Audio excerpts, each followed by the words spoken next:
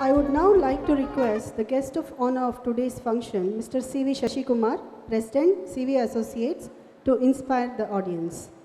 Hello, NIE graduates. I thought of saying good morning, good afternoon. It is already 12:15. Good afternoon. In 1937, a 13-year-old girl who was a 4th standard dropout married a school teacher. The school teacher could not attend college because he could not get financial support. The girl dropped out of school since both her parents died by the age she was 10. But this girl had a burning ambition that her children should get educated without fail. Born as the 13th child of that girl and that school teacher, who are my parents, I am addressing all of you. Each one of my siblings graduated from university. In the era of selfie photos and maybe selfish kids, isn't it time to recognize the parents of graduates who struggle to make their kids' dreams come true today? Graduates and teachers, please join with me for a big applause for parents of all the young graduates here today.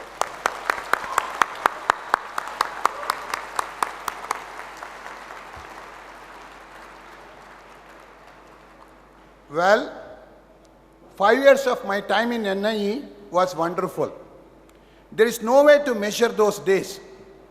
But I am going to relive part of that wonderful time tonight with 55 of my civil engineering classmates, even though it has been 30 years since we graduated. My friends are coming from all over Karnataka just for this occasion to meet with me this evening at Sports Club of Mysore. While at NIE, I had the good fortune of being the Joint Secretary of the Students' Union, President of the Civil Engineering Association, and the Education Tour Secretary. In the middle of every semester, we used to have a strike for insufficient space in the cycle stand, closing the gate at 7 a.m. in the morning so that no student could go inside. If the strike was delayed for some reasons, teachers would have asked, "Yenrappa, strike ilva?" The teachers needed a break too. During NIE cultural competition, I had the joy of catching eclair chocolates in quiz competition when someone in the audience answered correctly, although I did not answer any question. During the yoga competition, I used to shout, "Kamala Hasana Madapa."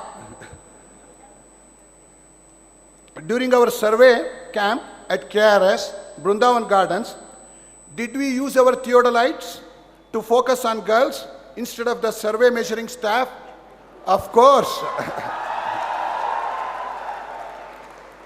For a few minutes, let me come out of my emotional feelings and speak about reality in life. Today, I had the privilege of distributing the awards for top students. I believe that I should have been one of the gold medalists for Mysore University since I scored the highest average from 1st to 10th semester. But due to the rules were changed in the middle of the game, but due to a change of rule that said that gold medal will be given only for average of 9th and 10th semester, which deprived me of my gold medal. That is reality. Next, with the highest average of the university, Mysore University, and ME from Indian Institute of Science, I went for PW interview. I was not selected, but someone with much lower marks and without a master's degree got selected. Reality bites again. After getting admission and scholarship to several universities, I applied for visa and got rejected 7 times. Every time I was rejected, I dusted myself off and applied again. Finally, I got it. I changed universities 5 times, jobs 7 times before I settled.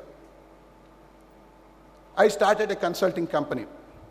I had to put in 116 hard copy proposals, each weighing 2 kilograms, in 237 combinations before I got my first profitable contract. I and my wife, for every rejected proposal, submitted another proposal somewhere else. It is not how one gets knocked down in life, but it is how many times you get up that is very, very important.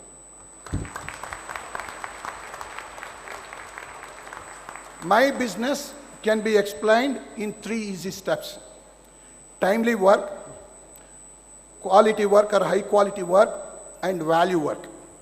Value means return for the money taken in the business. If I had been in charge, neither Raigad Bridge or the Kolkata Bridge would have collapsed, leading to nearly 70 deaths. Unfortunately, a large part of Indian society miserably fails to distinguish right from wrong. Corruption is equated with smartness for success rather than being condemned as a disease of society. Changes are hard to come by, but the change can be brought by you. I want each and every one of you here to be a leader in your career, whatever you pursue, to bring the needed change for a better future of India and the society. Have an ambition of being an agent of success to bring the needed change. The process of being successful will bring you respect, money, and happiness. Things are drastically changing in India. There will be 800 million urban dwellers by 2022, 175 gigawatts of renewable energy to be produced by 2022, 1.2 billion cell phone users, and 717 million web users by 2020. This will create many opportunities. You can actually leapfrog into the future if you are smart.